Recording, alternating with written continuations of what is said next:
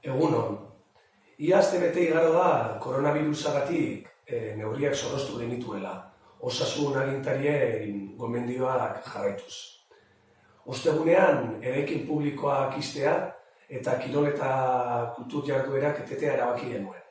Baina larunbateko, martxoaren 14ko dekretuak gainontzeko eraikin guztiak eta zerbitzuak ixtea ekarri zuen.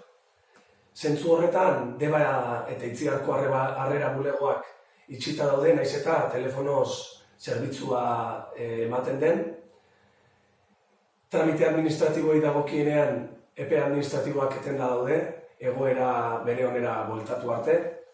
Eta gizarte zerbitzuei dagokienean, eguneko zentrua itxita dago, naiz eta teknikari eta langile esker zerbitzua bermatuta dagoen.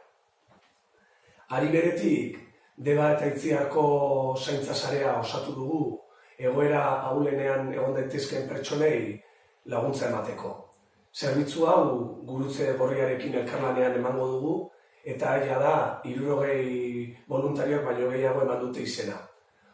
Zuk ere voluntario gisa izena emaneko bazenu, edo laguntza behar izanez gero, telefonoa eta emaila martxan jarri ditugu. Eskerrak eman amaitu nahiko nuke mezu hau, orain arte mantendutako jarreragatik eta elkarzaintzarako egiten ari zareten lanagatik. Animo, denon artean oso ondo ari gera eta.